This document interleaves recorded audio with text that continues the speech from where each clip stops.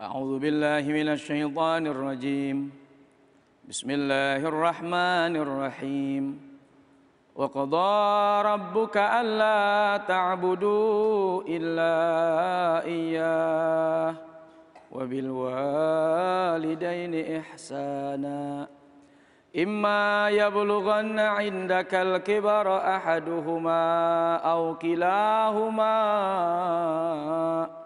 فلا تقل لهما أف ولا تنهرهما وقل لهما قولا كريما واخفض لهما جناح الذل من الرحمة وقل رب ارحمهما كما ربياني صغيرا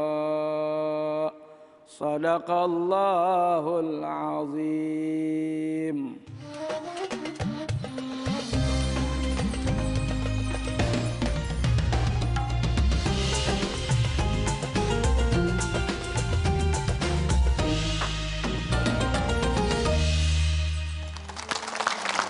Bismillahirrahmanirrahim. Assalamualaikum warahmatullahi wabarakatuh. Alhamdulillahirrahmanirrahim. Wabinastain wala umuritinya waddin. Wassalatu wassalamu ala sayyidina Muhammad wa ala ali sayyidina Muhammad amma ba'd. Alhamdulillah, di pagi hari yang penuh barokah ini, penuh semangat ini, kita berjumpa lagi di sebuah acara atau kajian program yang inspiratif sekali, yaitu di Tombo Hati, insya Allah selalu di hati. Masya Allah, program religi ini sangat dekat kepada kita semuanya karena tidak hanya ibu-ibu yang hadir di studio yang bisa curhat, tapi pemirsa yang di rumah juga bisa curhat. Dengan cara silakan kirim video pertanyaannya atau curhatannya ke @tombohati_rtv di Instagram, sekali lagi ke alamat @tombohati_rtv, atau melalui WhatsApp ada di nomor 089792475525. Silakan dikirim video pertanyaannya atau curhatannya. Masya Allah.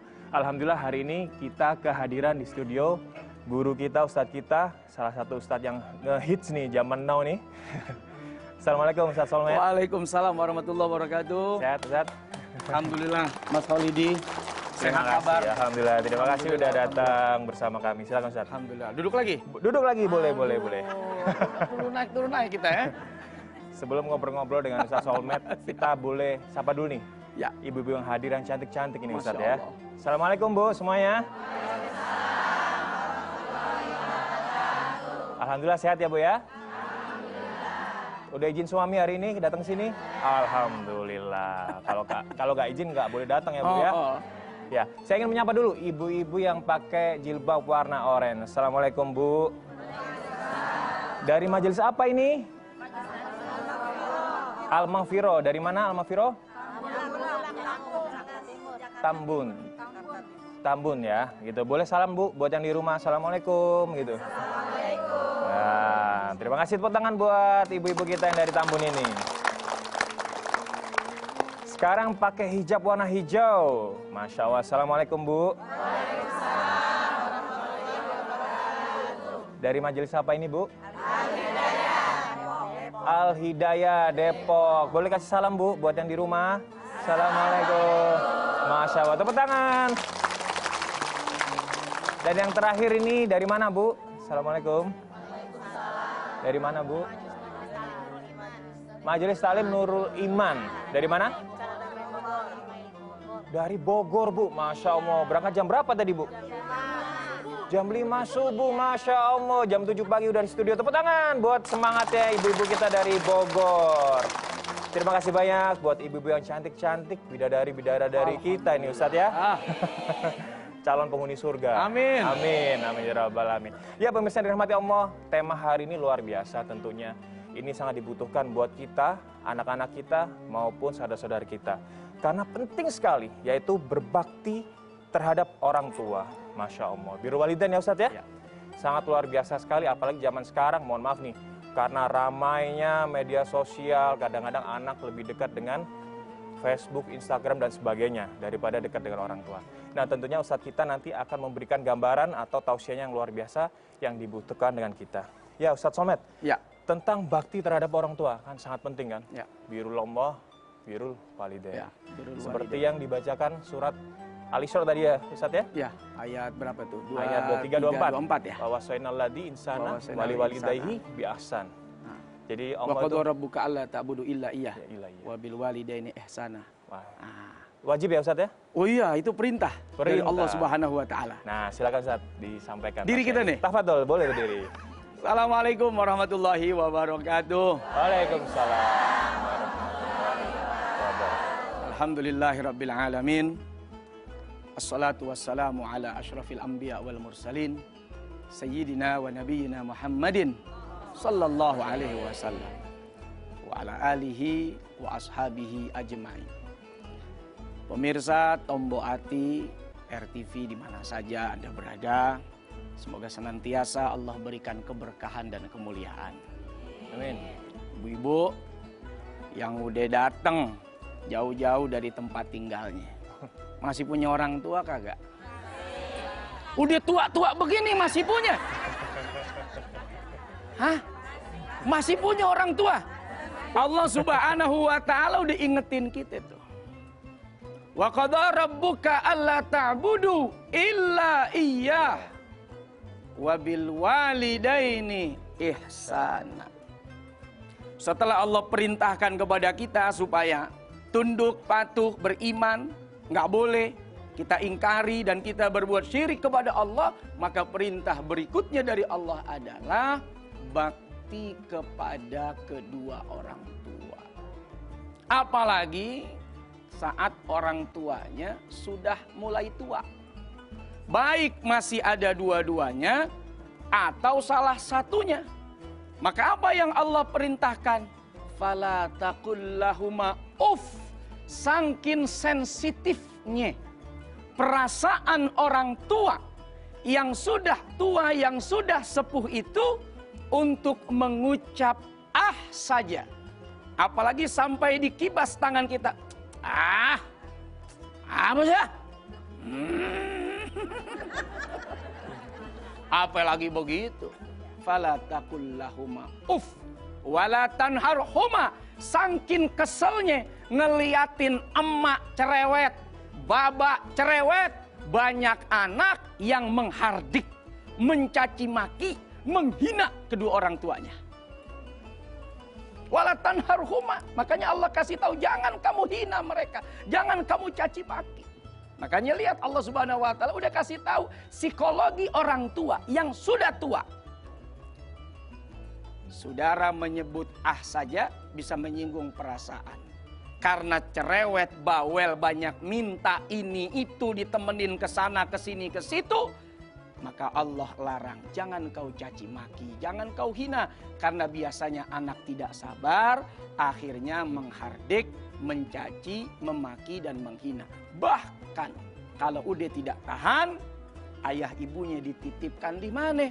Panti jompo. Ya Allah. Tuh lu kumpul sama temen-temen lu yang sebaya. Mana lu mau main gundu kayak mau main tak umpet terserah. Sangkin udah nggak tahan ngeliatin emaknya yang bawel, yang cerewet, yang minta ini, minta itu dan lain sebagainya. Tapi apa perintah Allah Subhanahu wa taala?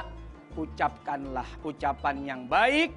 Di antara ucapan yang baik itu, wa qur rabbirhamhuma kama rabbayani saghira. Dan ucapkanlah dengan engkau mendoakan keduanya agar supaya Allah menyayangi keduanya sebagaimana dulu ayah ibumu menyayangimu di waktu kecil. Makanya Allah Subhanahu wa taala menyebut ihsanan. Kebaikanmu itu nggak cuman di dunia saat dia hidup, tapi ihsan itu sampai ayah ibumu wafat meninggal dunia, maka tetap harus ada kebaikan untuknya. Tapi nanti kita akan bahas soal kebaikan orang tua, kebaikan anak kepada orang tua yang sudah wafat meninggal dunia. Ya. Masya Allah, luar biasa ya Bu ya. Tausiah dan ilmu yang disampaikan Ustadz kita hari ini kayaknya senang-senang banget nih ibu-ibu wajah-wajahnya. Pengen ketawa terus bawaan. Masya Allah, baru dapat ini kali blok uang belanja ya.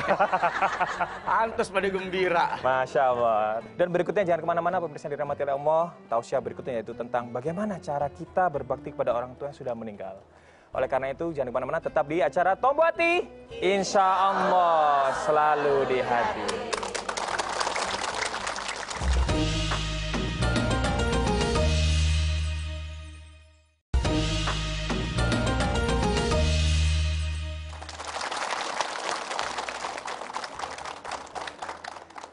Pemirsa yang dirahmati Allah, terima kasih masih bersama kami di acara Tombo Hati.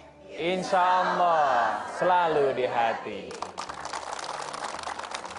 Masya Allah, tema hari ini luar biasa tentang berbakti kepada orang tua. Bukan hanya ibu-ibu yang senang Ustadz, tapi buat anak-anak muda tentunya pasti juga suka. Nah tentunya kehadiran Ustadz Soulmate di sini juga membuat kita semangat lagi ya untuk berbakti kepada orang tua. Yang jadi tantangannya kalau misalnya ada salah satu orang tua kita yang sudah meninggal atau wafat. Silakan Ustadz disampaikan cara berbakti kepada orang tua yang sudah wafat seperti apa. Terima kasih Mas Khalidi. Bismillahirrahmanirrahim. Lanjut nih. Lanjut. Bu, ini ada satu ayat lagi yang menggambarkan betapa beratnya, susahnya, payahnya, menderitanya jadi orang tua. Sehingga begitu pentingnya kita punya anak yang soleh dan solehah. Yang tadi tujuan utamanya supaya saat kita wafat meninggal dunia, mereka semua mampu mendoakan kita yang sudah wafat meninggal. Wa wassaynal insan biwalidayhi hamalathu ummuhu wahnan ala wahnin wa fisaluhu fi amain anishkurli wali walidayka ilayyal masir. Allah Subhanahu wa Ta'ala memberikan instruksi, pesan-pesan penting kepada kita nih anak-anak, supaya kita berbuat baik bakti sama mereka. Sabab apa? Kamu dikandung oleh ibumu. Ada ayah, ada ibu, ibumu mengandung. Setelah itu dia rasakan derita sampai dia mau melahirkan. Apa yang Allah gambarkan? Wahnan ala wahnin. Kalau bicara derita, semua orang bisa merasakan sakit, tapi urusan melahirkan ala wahnin, derita di atas derita, sakit sangat menyakitkan. Allah Karim, karena sayang ibumu-lah akhirnya engkau dilahirkan dengan taruhan nyawa, meneteskan darah, keringat, dan air mata. Bahkan dia tersenyum, sekalipun sakitnya minta ampun. Nggak ada orang sakit yang senyum, kecuali orang beranak. Coba nak kalau kejepit kursi. Orang gila kali itu ya. Tapi orang beranak, orang melahirkan, begitu melahirkan biarpun sakit keluar darah, senyum, ngucap alhamdulillah. Nggak sampai di situ perjuangan mereka. Wa fisaluhu fi amain. 2 tahun kamu disusui oleh air darah yang Allah ciptakan menjadi susu yang paling nikmat, paling istimewa, tidak ada pabriknya, tapi Allah karuniakan khusus spesial kepada kamu. 2 tahun. Ini pesan yang sangat penting. Kenapa 2 tahun? Hikmahnya luar biasa. 1, irit susu kaleng. Ya kan nggak jadi beli. Hemat. Hemat. Yang kedua, di sana ada psikologi yang Allah mau ikat antara anak dengan ibu. Sebab biasanya kalau anak sudah besar, ibu yang paling sering ngasih nasihat, ibu yang paling sering ngasih ilmu, ibu yang menjadi madrasah bagi dia. Supaya nyambung psikologinya. Bahkan seorang ayah kalau ingin nasehatin anaknya, biasanya nitip nasihat sama emaknya. Rodie, lu bilangin nama anak lu, padahal anak dia juga. Dia nggak berani, Mas. Nasehatin langsung dia takut anaknya tersinggung, marah. dia titip nasihat itu kepada ibunya. Kenapa? Sabab darahnya bersambung, penuh menjadi daging. Sampai wafat meninggal dunia dari air susu yang pernah dia hisap. Allah karim. Gak mungkin Allah kasih kita informasi kecuali pasti ada hikmahnya. Dalam rangka apa? Supaya rasa sayang anak ini terus ada. Sekalipun ayah ibunya telah wafat meninggal dunia. Ada 3 kata Nabi, amalan yang akan terus bersambung sekalipun anak Adam itu sudah menjadi mayit. Inqata'a amaluhu illa min salasin. Idza mata ibnu Adam inqata'a amaluhu illa min salatin. Kalau anak Adam meninggal dunia, ini anak siapa ini Pak De? Anak siapa? Kan anak Adam, sama saya juga anak Adam. Anak cucu keturunan Nabi Adam. Meninggal dunia, putus, nggak bisa lagi beramal. Artinya, nggak bisa lagi sholat, nggak bisa lagi puasa, nggak bisa zakat, nggak bisa haji, nggak bisa silaturahmi. Tapi ada 3 hal. Di antaranya yang paling akhir, doa anak. Waladun soleh yad'ulah. Doanya anak soleh yang dia angkat kedua tangannya memohon kepada Allah Subhanahu wa ta'ala. Nah, doa itulah yang akan bersambung kata Nabi menjadi amal yang menyelamatkan orang tua kita dari siksa api neraka. Na'udzubillah min dzalik. Mudah-mudahan Allah jauhkan orang tua kita dari siksa api neraka. Amin. Bahkan Nabi sallallahu alaihi wasallam menceritakan nanti di surga ada orang tua yang Allah tempatkan pada derajat yang tinggi. Sampai-sampai ini orang bingung, amal apa yang saya kerjain? Amal apa yang saya amalkan? Ibadah istimewa apa? Kok sebegini rupa saya dapat kemuliaan dari Allah? Nabi sallallahu alaihi wasallam menjawab, para malaikat menginformasikan, bistighfari waladikalak, disababkan istighfar yang Allah berikan atas permohonan anak-anakmu kepada engkau. Masya Allah. Jadi kalau kita mau angkat tangan kepada Allah, ampuni dosa ayah, ampuni dosa ibu, ampuni mereka ya Allah, ya Allah, ya Allah. Jauhkan dari azab, jauhkan dari siksa. Allah nanti tempatkan orang tua kita itu pada tempat yang derajatnya mulia. Amin, amin ya Rabb. Nah, jadi penting mendoakan kedua orang tua. Penting sekali ya, Ustaz ya, Masya Allah ya Bu ya. Terus selain mendoakan waladun soleh, harapannya untuk anak-anak kita biar terlahir jadi anak yang soleh ya Bu ya? Ya. Karena salah satunya yang bisa sampai di akhirat kan itu ya Ustaz ya? Ya. Nah selain itu apa lagi Ustaz? Untuk agar kita membantu meringankan orang tua kita, orang tua sudah kita di wafat. alam barzah ya seperti itu Ustaz. Di antaranya nih, tadi mendoakan orang tua yang sudah meninggal dan memohonkan ampun kepada Allah Subhanahu wa taala. Kedua, kata Nabi, tunaikan janji-janjinya. Kalau dia punya janji, tunaikan, jangan diumpetin. Bapak lu dulu pernah bikin surat nih, janji dia pengen kasih gua rumah. Lah, itu kan bapak gue, bukan gue. Begitu. Lah urusan lo bapak gue aja sono. Lah, itu urusan dia. Jangan, tunaikan janji dia. Itu kewajiban anak. Nah, yang ketiga, berbuat baiklah kepada sahabat-sahabatnya, teman-temannya, supaya apa? Ingat anaknya, ingat bapaknya, supaya temannya ikut mendoakan juga. Nah yang terakhir, sambung silaturahim dengan saudara, kawan, karib, kerabat, keluarga. Banyak anak, bapaknya meninggal, emaknya meninggal, putus hubungan sama pamannya. Nggak kenal lagi mana encing, encang, encong, enceng. Nggak paham lagi yang mana nih, ponakan, besan, segala macam, udah nggak paham. Sambung tuh kata Nabi Sallallahu Alaihi Wasallam, supaya mereka terus akan mengingat siapa ayah dan ibu kita, sehingga mereka pun ikut mendoakan ayah dan ibu kita, sabab kita menyambung silaturahim kepada mereka. Sodako juga boleh diniatkan. Sodakoh juga sangat boleh. Dulu ada sahabat datang kepada Nabi, andai kata ibuku masih hidup ya Rasul, niscaya dia pasti akan bersedekah. Apa yang harus aku lakukan? Sedekahkan atas namamu. Gali sumur.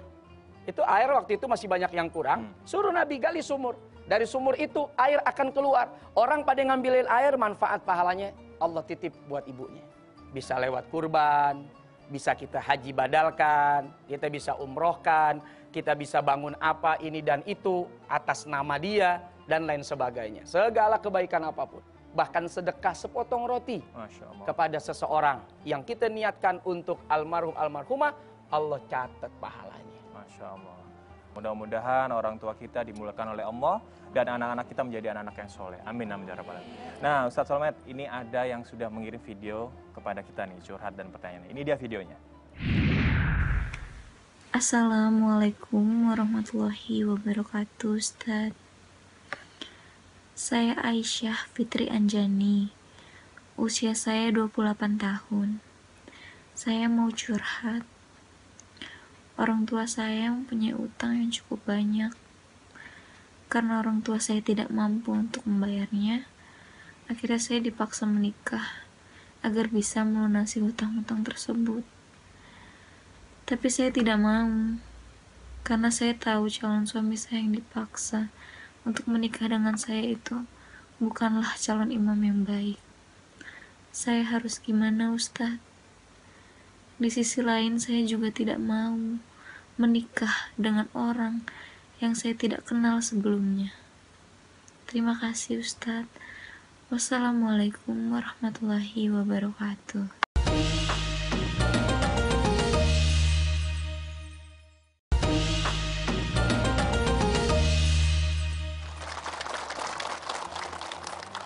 Alhamdulillah, pemirsa yang dirahmati Allah, terima kasih masih bersama kami di kajian Tombo Hati. Insya Allah selalu di hati. Tadi ada video curhatan ya dari pemirsa yang dirahmati oleh Allah, mengirimkan videonya kepada kami. Masya Allah, Ustaz, ini agak dalam dan rumit sedikit ya. Jadi orang tuanya punya hutang, nggak bisa melunasi, akhirnya anak perempuannya dipaksa menikah untuk melunasi hutang-hutang. Padahal si anak ini melihat bahwa laki-laki itu atau calon imam itu belum tentu baik gitu kan. Gimana? Tafadhol, Ustaz. Ya. Yang pertama, pada saat orang tua memilihkan calon suami yang baik, calon suami yang istimewa, apalagi dengan catatan hutangnya lunas. Tentu Masya Allah, ini satu bakti yang luar biasa. Tapi aku tak mencintainya. Cinta itu datang kadangkala dengan sendirinya. Jadi nikah dulu baru cinta, apa cinta dulu baru nikah? Cinta dulu baru nikah. Ini dua-duanya agak-agak susah nerawangnya. Ada orang yang katanya cinta sampai 5 tahun, tahun ke-6 bubar. Astagfirullah. Padahal pacarannya sampai bertahun-tahun. Berpuluh-puluh tahun. Berpuluh-puluh tahun, berbelas-belas tahun. Ada yang begitu tuh. Nggak jadi nikah juga. Tapi ada orang yang menikah karena dijodohkan, awet. Awet. Sampai maut memisahkan. Padahal di pelaminan jauh-jauhan. Jauh-jauhan. 5 bulan nggak mau jauh. Nggak walah. Cinta itu datang kadangkala yang memang ajaib. Dan dia tidak pakai logika. Logika. Saking mesranya. Saking mesranya. Logika. Mau makan icang. Icang. Ya. Nah, cuman yang jadi pertanyaan, ini calon suaminya kurang baik. Nah, pertanyaannya kurang baik dalam hal apa? Kalau dia pezina, ahli maksiat, tukang judi, pokoknya segala dosa dia kerjain, maka bicaralah baik-baik untuk menolaknya. Bicaralah baik-baik untuk tidak mengiyakannya. Tetap pakai akhlak. Nggak boleh kita lawan, nggak boleh kita bentak. Sekalipun terpaksa nikah, kan walinya yang nikahin masalahnya. Ya kan? Lunas hutang, alhamdulillah, datang ke pengadilan, tuntut cerai. Boleh dong, kalau kita punya suami, suami kita membahayakan iman, membahayakan diri, mengancam jiwa kita, boleh silakan, Anda laporkan pengadilan. Karena istri tidak bisa menceraikan dengan lisannya, sampai budek botak. Ngomong gue ceraiin lu bang, gue ceraiin lu bang, gue ceraiin lu bang, nggak bakal cerai. pengadilan yang memutuskan. Tapi lebih baik ada proses islah ya Ustadz ya? Nah, lebih baik kalau memang si perempuan tidak mau sama sekali, ayah, kalau hanya karena hutang, ayah ingin menikahkan aku yang akan mengurus utang ayah. Ini yang cakep. Masya Allah. Ku cari nanti Mas Holidi untuk membayar ini. Bini kedua lo. Enggak lah, saya tuh aja Zed. Artinya soal utang gampang ayah. Kalau hanya karena itu ayah, hutangnya ingin lunas, aku anak ayah yang bertanggung jawab. Jadi ada 3 solusi yang bisa kita kerjakan. Kalau ingin terhormat, saya pasang badan ayah. Saya cari untuk melunasi hutang ayah. Kalau orang ini beriman, alhamdulillah. Dapat suami beriman, suami soleh, hutang ayah kita lunas. Kalaupun sangat-sangat terpaksa sudah. Nggak mau tahu tuh bapak, nggak tahu lagi apa lagi yang dipikirin. Ya sudah, solusi terakhir tadi. Setelah nikah, kamu lihat orang ini tidak berubah, kamu tuntut. Meskipun Perceraian. prosesnya mungkin istrinya udah mendoakan, udah ngasih kesempatan, nggak Untuk bisa berubah berbuat lagi baik, ya. untuk bertaubat, untuk macam-macam lah. Baru terpaksa darurat hal itu yang dilakukan. Jadi seperti itu 3 ini menjadi solusi. Tapi yang paling mulia, kalau engkau dinikahkan karena hutang, pasang badan. Apalagi kalau kau punya calon suami yang kau pilih itu orang kaya. Masya Allah, maukah kau berbakti pada mertua? Lunasi hutang-hutangnya. Orang kaya. Masya Allah, pemirsa dirahmati oleh Allah. Mudah-mudahan jawaban yang disampaikan oleh Ustadz kita, Ustadz Solmed bisa membantu Bu ya. Tentunya kita doakan mudah-mudahan diberikan solusi yang terbaik untuk Mbak yang memberikan video tadi ya. Amin, amin, Amin ya rabbal alamin. Dan selanjutnya kami kasih kesempatan buat ibu-ibu yang hadir di studio untuk memberikan pertanyaan. Siapa yang ingin bertanya? Wah, Masya Allah, 3.300 orang. 3.300 orang, banyak banget. Masya Banyak Allah. banget ya. Sekarang kita pilih. Coba angkat tangannya. Wow, ini yang masih bertahan nih tangannya Ustaz, kita pilih ya. Oh, Ya. Silakan Bu disampaikan namanya dan pertanyaannya. Bu. Assalamualaikum warahmatullahi wabarakatuh. Waalaikumsalam warahmatullahi wabarakatuh. Nama saya Ibu Ika dari Majelis Taklim Nurul Iman, Cara Damai Bogor. Saya mau bertanya Ustadz, saya mempunyai seorang ibu yang sedang sakit. Tentunya sebagai anak saya ingin berbakti, mengabdi. Tapi di sisi lain, saya seorang istri, seorang ibu juga. Sedangkan saya pendapatan hanya dari suami. Solusinya gimana ya Ustadz? Ibu saya sedang sakit, tapi di sisi lain saya hanya diberi suami pas-pasan hanya cukup buat kehidupan rumah tangga saya gitu. Jadi Ibu Ika ini maksudnya untuk membiayai ibunya atau izin dari suami ingin merawat? Tentunya saya kan ingin merawat juga. Tentunya namanya ibu sakit, saya juga kan pasti ada biaya yang harus saya keluarkan. Oke. Saya ingin selagi saya masih bisa bantu. saya mau membantu gitu. Ya, tapi di Masya sisi lain ya hanya cukup buat. Ya. Terima kasih Bu Ika atas pertanyaannya. Jadi gimana Ustadz? Ini dilematis nih antara pengen bantu orang tua, pengen merawat, pengen nyumbang juga buat biaya perawatan orang tua, tapi uang hanya dari suami. Silakan. iya. Usaha semaksimal mungkin itu yang harus kita lakukan. Maksimal itu hasilnya kadang-kadang tidak sesuai dengan harapan. Tapi Allah Subhanahu wa Ta'ala Maha tahu tentang apa yang sudah kita perbuat, apa yang sudah kita lakukan sebagai ikhtiar untuk bakti kita pada kedua orang tua. Ketahuilah wahai para istri, wahai para suami, mertuamu itu juga orang tuamu. Setelah engkau menikah dengan anaknya, maka saat itu orang tua kamu dan dia menjadi mahram bagi kamu.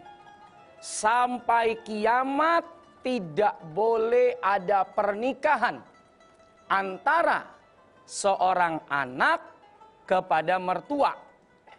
Apalagi masih dalam ikatan pernikahan. Sekalipun ada yang sudah bercerai, misalnya anaknya kawin sama kita. Tiba-tiba kita bercerai sama anaknya. Emaknya masih cakep. Kita mau nikahin. Tidak boleh, haram. Itu tetap mertua. Mertua nggak dibekas. Wah, bekas mertua saya tuh. Nggak ada. Mahram kamu sampai kiamat. Allah karim. Sebegitu hebatnya hubungan antara mertua dengan menantu. Maka engkau wahai menantu yang soleh, menantu yang baik, kalau engkau mampu, bantulah mertuamu. Karena itu bagian dari baktimu juga kepada orang tua. Dan tidak menghilangkan sedikit pun kebaikan. Tapi kalau kamu tidak mampu, sampaikan ketidakmampuanmu kepada orang tuamu. Mamah, aku hanya bisa bantu sebagian kecil dari uang gajiku. Semoga mamah bisa menerima dengan baik. Mamah mau ke dokter mana? Dokter yang paling baik, yang paling bagus, walaupun tidak mahal. Ini ikhtiar kita. Ada pengobatan alternatif, hanya mampu punya uang sekian, bawa orang tua kita. Supaya apa?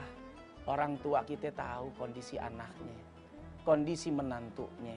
Sehingga dia juga tidak sampai tega. Apalagi mengeluarkan sumpah serapah kepada anaknya. Itu penting. Ya, Masya Jadi Allah. komunikasi penting. Saya yakin orang tua akan memahami kondisi anak dan menantu.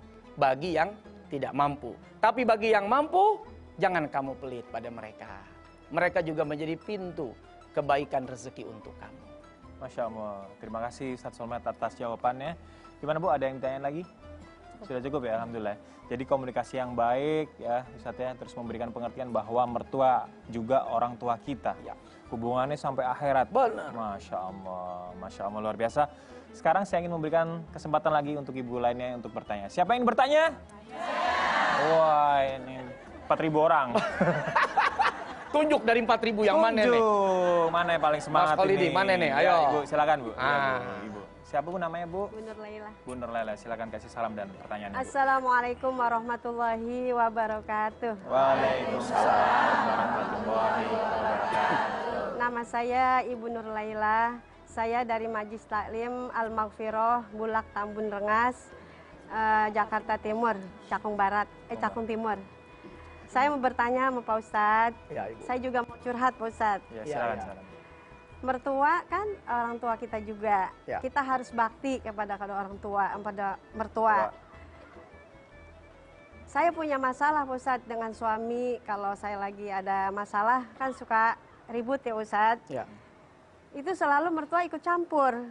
Sesekali saya sabar. Ya. Kedua kali, tiga kali lama-lama saya tidak bisa menekan amarah saya sama mertua.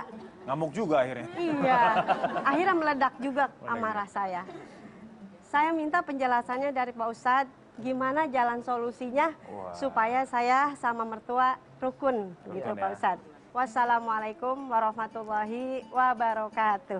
Waalaikumsalam warahmatullahi wabarakatuh. Terima kasih Bu Nur Laila. Ini pertanyaannya mungkin curhatan juga dari ibu-ibu lainnya juga Banyak nih. ya. Jadi gimana tuh Ustadz cara menanggapinya? Itu yang kadang-kadang Mas Khalidi banyak anak kalau sudah nikah dia nggak mau tinggal sama mertua. Karena mertua tuh gambarannya kayak singa. Serem. Ini gambaran banyak apalagi anak-anak milenial kata orang sekarang. Anak zaman now. Hampir ogah tuh anak zaman now tinggal sama mertua. Nggak mau dia. Karena khawatir. Iya. Nah, disebabkan apa? Cerita tentang bagaimana mertua yang terlalu banyak ikut campur dalam urusan rumah tangga anak atau menantunya. 2. Ini pesan buat para mertua. Jangan terlalu banyak mencampuri urusan rumah tangga anak dan menantu kita. Berikan kepercayaan kepada dia. Berikan kepercayaan yang lebih dan khusus untuk mereka.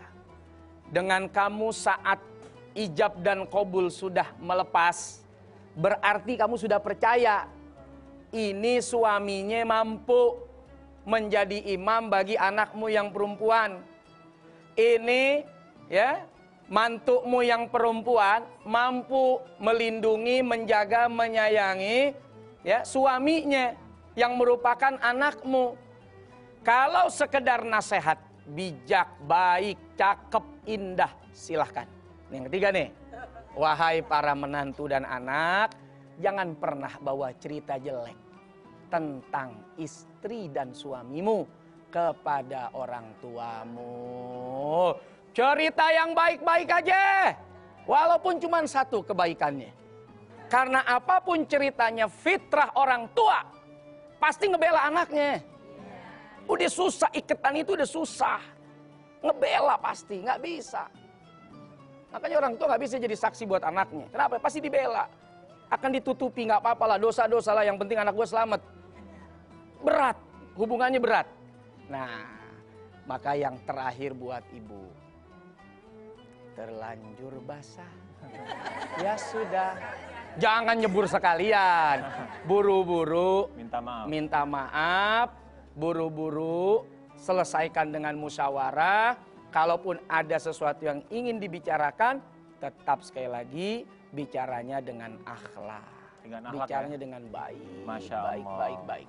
Masya Allah, terima kasih jawaban dari Ustaz Solman dan pertanyaan dari Ibu Nur Laila. Semoga bisa membantu, Bu ya.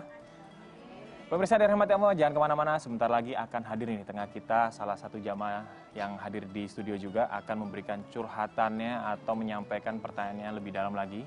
Jangan kemana-mana, tetap di Tombo Hati. Insya Allah selalu di hati.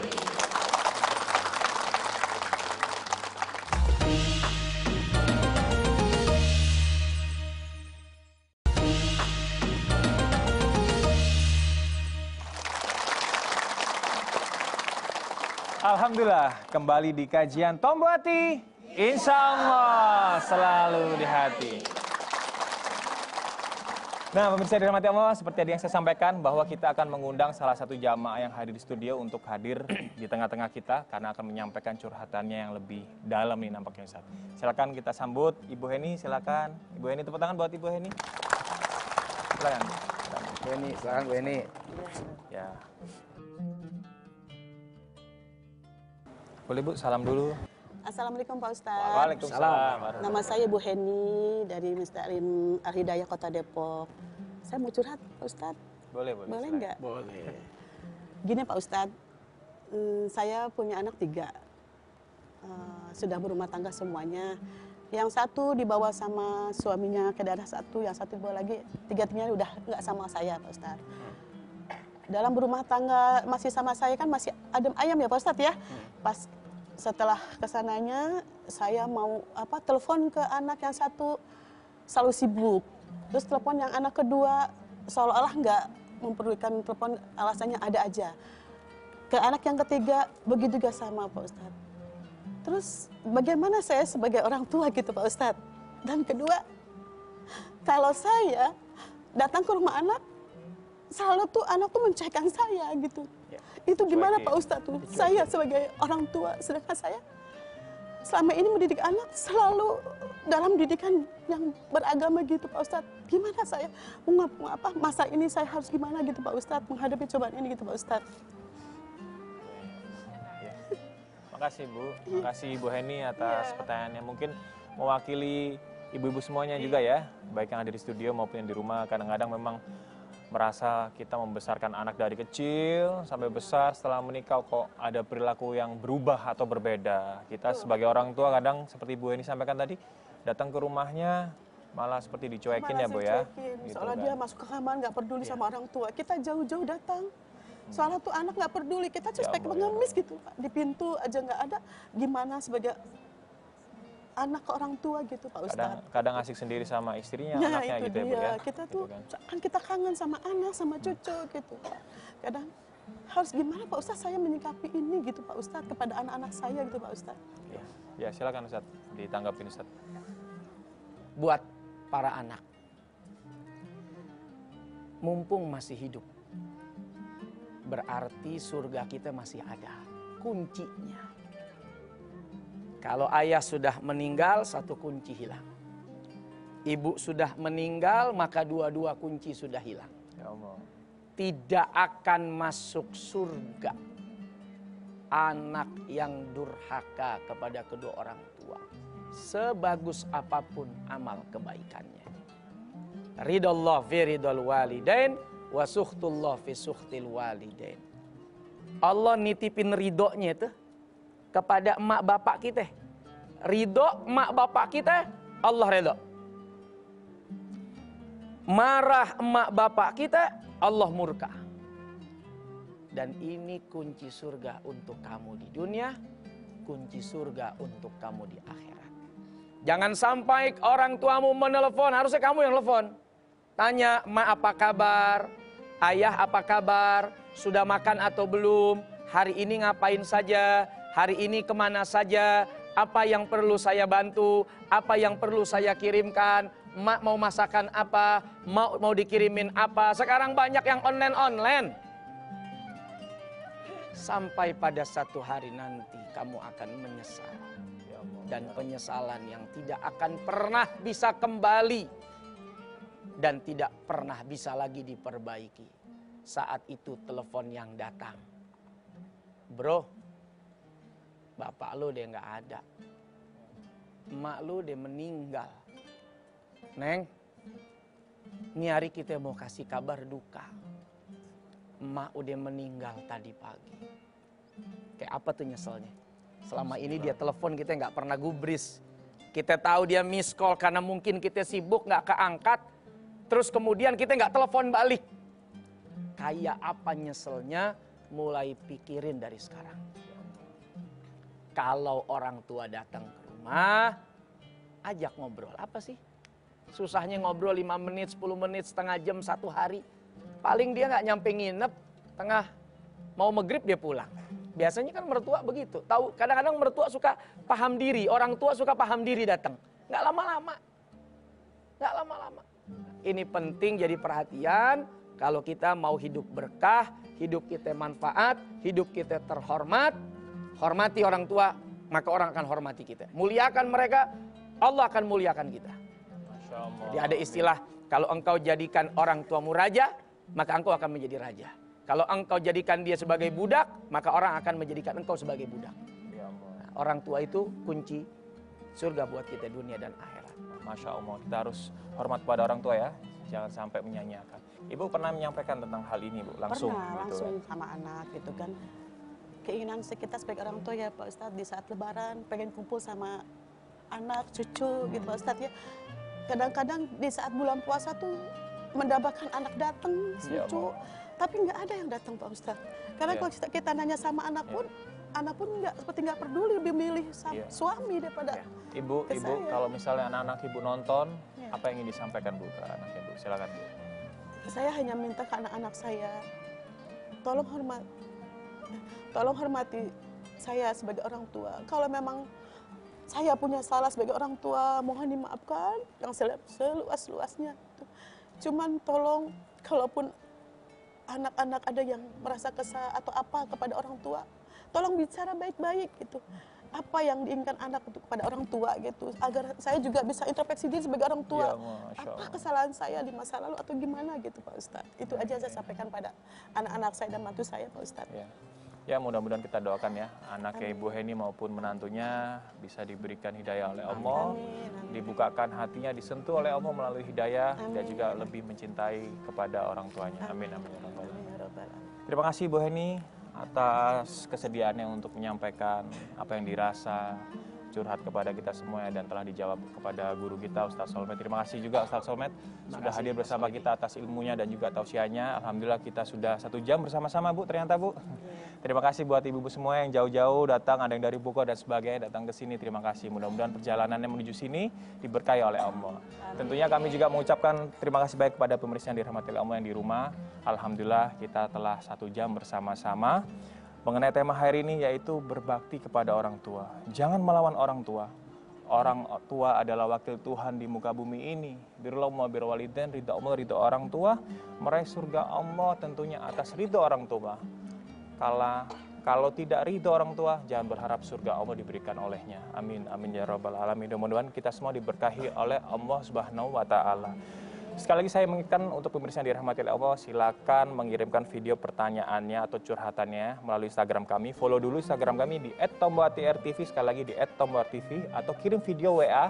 Silakan kirim video melalui WA kami, yaitu di nomor 0897-924-7525. Sekali lagi nomornya 0897-924-7525. Dan insya Allah akan kami jawab di episode Tombo Hati selanjutnya.